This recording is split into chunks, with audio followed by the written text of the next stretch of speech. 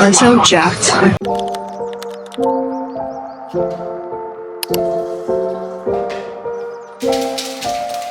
Welcome back to the YouTube channel. We are always starting these videos in the kitchen, but it is what it is. We are about to go train upper body. I haven't filmed an upper body session in so long on YouTube, so I was like, it's time to do it because I don't just train legs. As much as I love fucking training legs and as much as I do it 3 times a week, I also train my upper body twice a week. So I'm gonna bring you along for a little mic'd up session and I'm looking forward to it.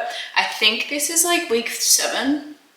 No, I think this is like week 9 of my program, week 10. I don't know. I asked my coach to extend this program out because we had like a few weeks. Things like just being a little bit off because of being in Bali and whatnot. So I was like, I want to extend this out. I want to keep it going. So we're going to be going through a full upper body session. And also on the agenda is going through my 3 tips to building and revealing your absolute weapon physique. We're going to be covering all things what it's like to think, eat and train like a weapon, to be able to apply this in any sort of phase you're in, whether your goal is to build a shit ton of muscle, get really fucking strong, be as lean as you possibly can after building for 12 months, whatever it may be. I'm going to give you my 3 biggest tips that have allowed me and also my clients to achieve some of the most out of this world results and achieve what we used to believe wasn't possible. So I'm going to run through that, run through an upper body session.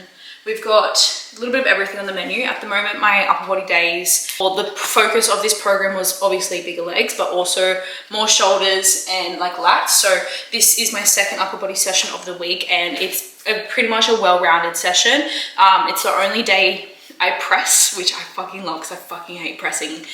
That's like, I don't hate a lot of exercises, but pressing is definitely one of them. I still do it, but like, I don't enjoy it. It's a pretty cruisy session. Just 5 exercises, starting with 2 back exercises, 1 chest/front delt, and then finishing off with some lateral delts and biceps. So it's gonna be fun. Hope you enjoy it, and I'll see you at the gym.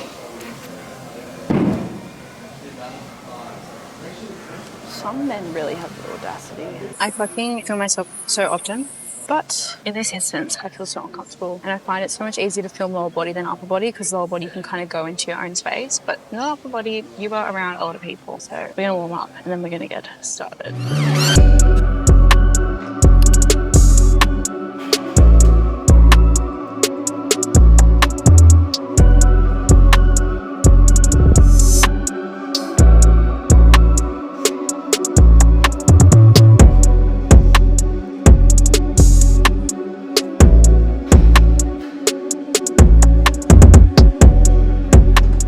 Kind of in my own world right now, where I feel a bit more comfortable to speak, but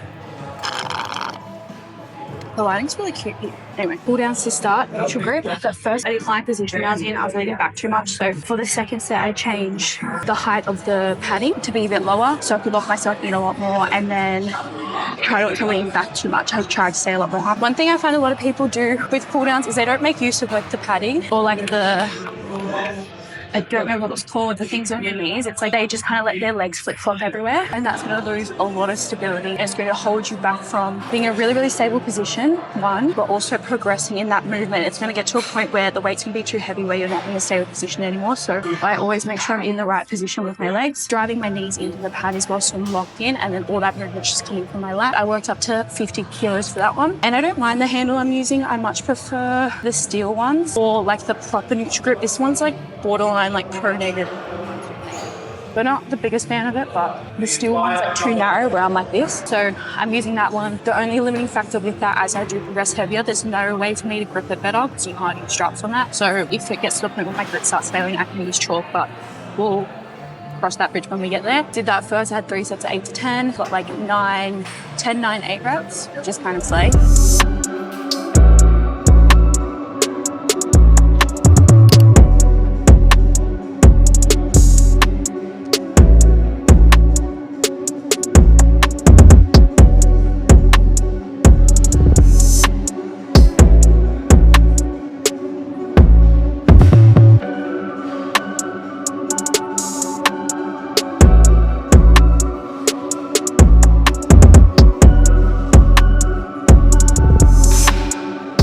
move on to a overhand grip or pronated grip seated cable row. For this one, I felt really, really good in these this week. One, my wrist straps were actually set up really well. Sometimes they're not like tight enough where I end up losing my grip anyway, but they were positioned really well. And I just felt really strong in my upper back. I felt like I was getting good range. And the weight was challenging, but not like, I didn't feel like I was losing a lot of momentum. I felt quite controlled with those movements. And my back looked really fucking cool. I'm not gonna lie, when I looked back at the video, I was like, that's like, so that also helped as well. One thing with them, when I first started doing the program, I wasn't leaning forward as much, which is fine, but it felt really like sticky. Like I didn't feel like I was getting full range. I kind of like stop. It's kind of like when you drop short in a squat, when you know you could go that little bit extra range. So I started allowing myself just to lean forward and so slightly, obviously not taking it through a range right now, watching my roll back to get there. Kind of have a nice smoother sort of transition from the end of the rep to the start of the next rep, and that's been feeling really, really good. So yeah, that's where we're at so far. I'm going to do my second set of these, and then we're going to chat through the dumbbell fucking press because they were shook up.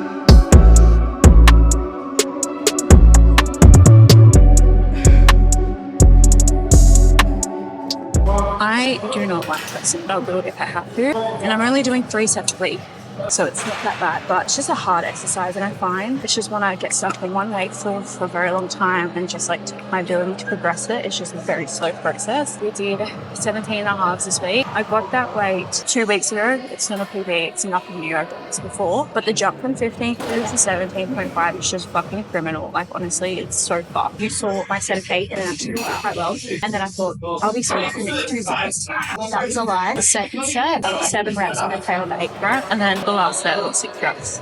My ass was just like not having it. So we make do, we work through it, we persevere. But it's so normal to get stuck on a weight or like not be increasing the weight or the reps every single session, every single exercise, every single week. Like it's okay if you have a couple of weeks staying stagnant because you may need more time to actually progress the weight, the skill, your strength and whatnot. This is something we spoke about in our Q&A call last night in the Type Academy. We do a monthly call on the last Thursday of the month. We still go through their questions. They have the opportunity to request for one-to-one feedback as well, because it is a group membership. They don't get any one-on-one coaching inside of it. Besides on the call, they want to have me go over their roadmap, really their plan, with their macros and their training split. And one of the questions on the call last night was around is it okay if I'm not hitting PBs every week, or is that a sign I'm a plateau if I'm not hitting PBs every single week? Like, what do I do in this instance, and what does it mean? And it's very much that. It's like, when you become an advanced trainer, you've been training for long enough, you're not always going to be lifting a new weight every single week. You're not always going to be progressing every single week to the extent you might have when you first started training or first started following a program.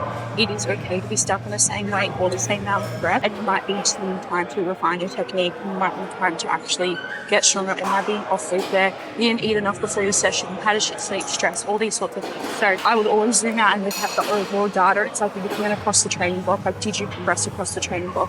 Did you progress from this training block to the last 3 training blocks? And zoom out rather than looking at every single session alone or every single exercise alone. It's like, zoom out. What's your progress look like over the last month, 3 months, 6 months, 12 months? Are you moving the needle forward? If not, then I would look at things like your nutrition, your recovery, your training program. Is that even conducive to you to actually see progress, or is it each program looks different? Is it building upon one another? Those are all different variables you could look at if you aren't seeing that long-term progression. For the most part, not every single week you're going to be hitting, not every single week you're going to be up in the weight. We'd all be some strong fucking motherfuckers otherwise if we were.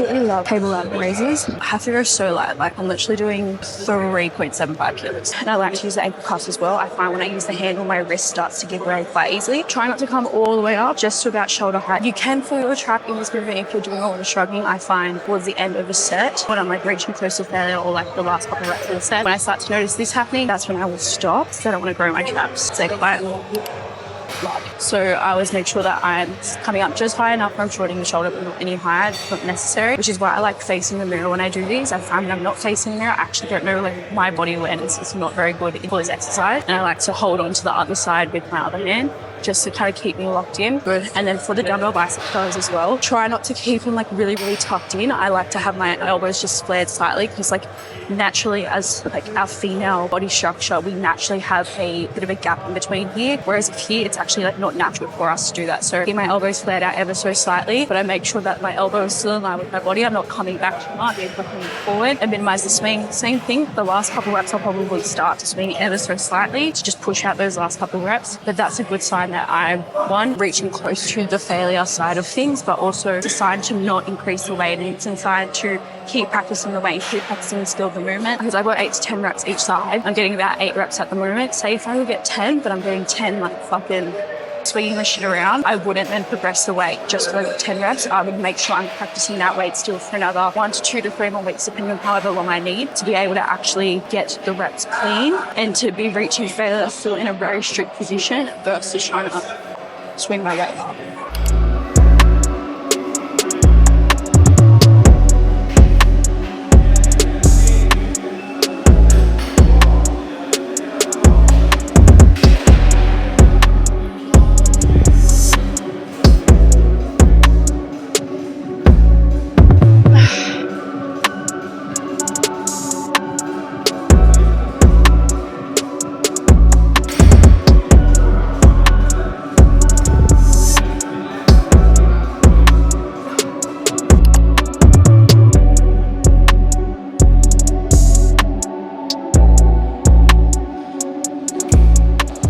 Welcome to my office. I don't think I've actually shown you guys the office yet because I don't think I've actually filmed while I've been here, but obviously I'm home, we're not at the gym. The gym environment was just not one to film in today. Like I'm pretty confident when I film. I don't mind whipping out a tripod with my phone out, but I just could not bring myself to have full-blown conversations with myself in between my sets because there was just a lot of people around, and I think I didn't want to do that as well because I was like, I know my voice changed when I get uncomfortable, like you can hear it in my voice, so I wanted to be able to actually give you this part of the video that's not me like being quiet and weird. So I'm filming it at home. I actually still had a really great session. I was very happy with how my upper body session went. I obviously broke it down a little bit in between when I got to the end of my session, so you'll obviously already watch that. But since being home, had my lunch, just chilled for a little bit. I needed to decompress after my sessions. I'm finding like myself like proper cooked after these sessions at the moment between doing that, and then I did some cardio and then I did some posing as well. I've just been doing some program updates and plan updates for my clients that are starting different phases next week. Did some technique reviews as well, so that's been the last sort of like hour to 2 hours. I wanted to also speak about some of like my top 3 tips, or like the top 3 things you need to be able to do and embody and be and live like in order just to see the most epic physique results ever. And this is to be applied whether your goal is to lose body fat, whether your goal is to build muscle, whether your goal is to maintain the result you have. You need to be incorporating these 3 things in order to see that progression long term and to actually look like you train. The biggest struggle I see with so many gym girls, and this was me for so fucking long too, is we spend all our time and effort in the gym. We track our macros, we do our meal preps, but at the end of the day, we still have a physique that doesn't look like we train. Or, it kind of looks like we train, like we could kind of assume it, but it's not a definite. It's not like fucking screams in your face, like I am strong and I look how I am in the gym. And it is what it is. So these are the 3 things you need to start doing that has allowed me to take my physique to where it is, allows my clients to take their physiques to where they are, and just achieve the things that we never thought were actually possible for us. Genetically, physically, mentally, emotionally, all the fucking things, because we thought that we just weren't actually able to get these things, but it's because we're missing these 3 things. First one is thinking like a weapon. It's like a mentality in itself, but also making sure we're approaching situations, managing our expectations, and understanding why we are doing something, why we are achieving a certain goal, the why behind achieving the goal, even the mindset we need to have in order to achieve these goals.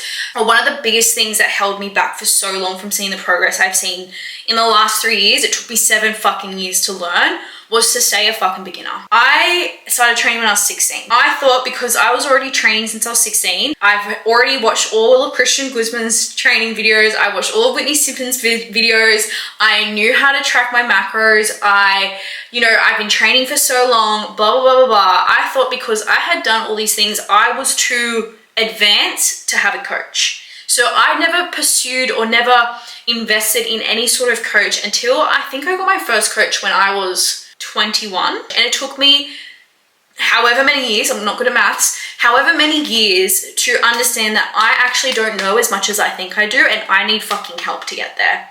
And even when I did get my first coach, I've had a few coaches. The first 2 I had, I didn't fully immerse myself in the sort of beginner mentality or that learner growth mindset I needed to have to maximize my experience with them. I know I went into it with a very fucking big ego. Like, I knew what to do, how they're gonna help me and whatnot. And I still saw great results when I started working with them, but it wasn't until my last 3 years where I fully immersed myself into the mindset of, no matter how long I'm gonna be training for, I will always see the best results with someone guiding me, because I can always learn from them. They're going to help me show up to be better, to do better. That's going to help me stay really, really focused and really, really locked in. And yes, I can be accountable to myself. Yes, I can write my own programs, but like, one, I don't fucking want to. But also, I'm learning so much from being coached by someone. And I literally said to him, like probably either the last time or the second last time we were in Melbourne, we were hanging with them. I was like, look, mate, unless you choose to quit coaching, I don't think I'm ever going to be leaving you, because we're slaying too hard. Like, it's just not happening. So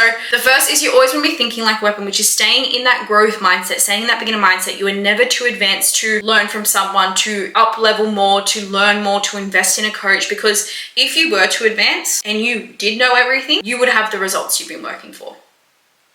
Correct? Also, we want to be managing our expectations. So obviously you already have that growth mindset, going to understand, you're going to be learning, you're going to be evolving, you're going to be adapting, you're going to be refining, all those sorts of things. You want to make sure you're managing your expectation before going through any sort of phase. If you're going into a fat loss phase, managing your expectations would look like making sure you are aware and are going to understand that you're going to get hungry, you're going to feel fatigue. This is a challenging process. Fat loss is not fucking easy.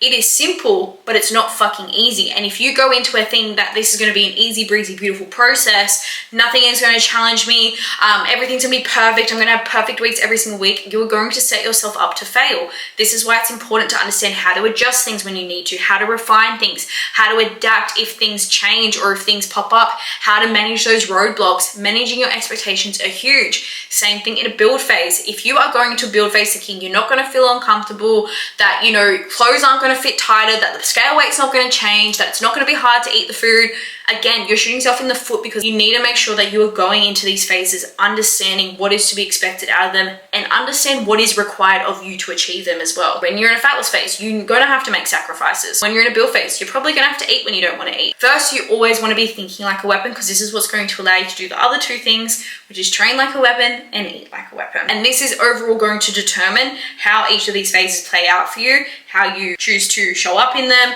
how you are, progressing throughout them and whatnot. Now, when it comes to training like a weapon, the first thing to be able to train like a weapon is to have precision and to have intentional programming. The worst thing you can do for any goal, or to see long-term progress and not like crack the shits every fucking 4 weeks, is to ensure that your program is intentionally set up for you to succeed. If your goal is to build massive glutes, for example, but your program is designed to build massive hamstrings and quads, and it has barely any glute exercises, or it's an upper body program, I'm talking to the people that follow their boyfriend's fucking splits, Obviously, that is not going to set you up for success, so make sure your program is set up to intentionally progress you towards the goal that you want. If you're in a fat loss phase and you're going to be eating less food, in that sense, you want to make sure your program is taking consideration recovery management, fatigue management, your ability to be actually able to progress without injury, looking at machine-based exercises over non-machine-based exercises, all those sorts of things to be able to get the most out of it. As for build phases, you know, we can get a little bit more volume in. You've got more food to play with, you've got more energy, so you can maximize the amount of volume you are doing. You obviously don't want to be taking it too far where we can't recover, but you can still manipulate it to a way where you get more out of it to build the muscle. You know, when you're in a build phase, you don't want to just eat more food and, you know, get fat and can't train hard. It's like you want to be building muscle, and your program is going to be the stepping stone to allow you to do that, which is then going to move into the next part, which is your execution, your ability to maintain great technique, and your ability to be able to keep technique and skill on point. You are not going to be able to build muscle, maintain muscle, increase your strength, change your physique to look like fucking incredible if your technique looks like dog shit. Yes, load is important. Yes, we want to be getting stronger. Yes, that is fun. Don't get me wrong, I fucking love training hard and lifting heavy. But if we are doing that at the expense of our technique, we are going to reach a plateau hard and fucking fast and increase the risk of injury, which at the end of the day, none of us want. Do you want to spend time out of the gym? Absolutely fucking not, you don't. That's why you're here. That's why you're listening to me. I don't want to spend time at the gym. The thought of spending a week out of the gym makes me really, really fucking anxious, because I'm like, I fucking love the gym. I don't want to spend any time out of it. So we want to make sure we are keeping our execution on lock. We're prioritizing skill development. We're prioritizing our technique. And when we have an intentional program, the first 2 to 3 weeks of a training block, or even like 1 to 3 weeks, is what is designed for you to do that. We pull the weight back. We start to strategically progress from there. We strategically put in deload so you can see that progression long term and not just absolutely gas yourself out by week 2. And then the last point of this intentional program, we nailed our execution. We then want to train like a fucking weapon. We want to train with intensity. We want to apply progressive overload. We want to strive for progression, whether that be in reps, whether that be in weight. Those are going to be the 2 main ways that you progress throughout your program, but also there's still ways to progress with refining the skill of your technique, increasing the range of motion, which you would do for the first, say, 2 to 3 weeks of your training block, and then the progression would look like more weight or more reps towards the back end of it. Keep training hard, applying progressive overload, treating your sets and training them close to failure as well. It is so important to not only think like a weapon, because this is then going to allow you to apply that same sort of mindset when you train like a weapon, chasing that discomfort, not running away from the hard reps, not walking away from a session being like, oh, I could have done more. You show up, you fucking give it your all, because you know that that's going to pay off down the line. You're not running away from the discomfort.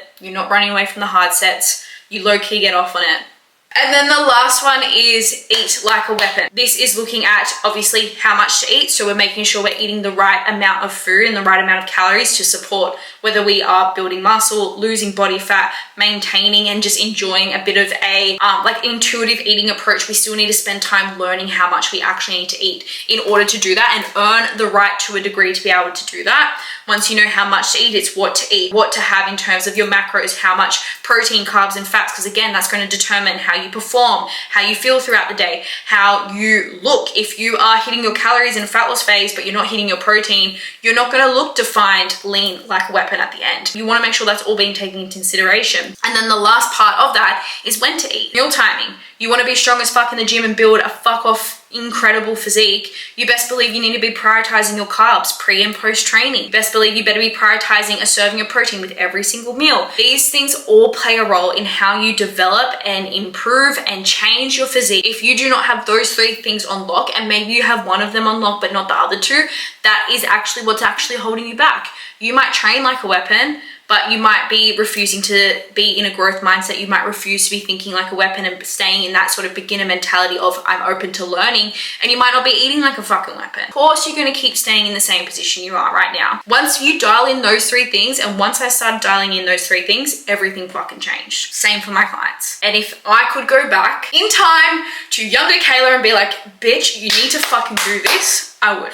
But I can't. So you guys can just only learn from my mistakes, and hopefully not spend the first 7 years or 6 years of your journey fucking around when I literally changed my physique the way I did in 3 years. And it's still changing, it's still getting better, and I'm like, wow, imagine I did this 6 years earlier. But that is all. The camera is about to run out of space and also about to die. I need to edit this vlog. I hope you enjoyed this video. I hope you enjoyed watching my upper body session as well. It was good to film it and just have some of that footage on here because it looks like I only ever train legs, which it kind of does because my legs are bigger than my upper body, but I do still train upper body and I still love it, and we love to have big uppers. But I hope you enjoyed the vlog. Make sure you like, comment, and subscribe to the YouTube channel for weekly videos, training, nutrition, building, cutting, soon to be prep vlogs, and I will see you in the next one.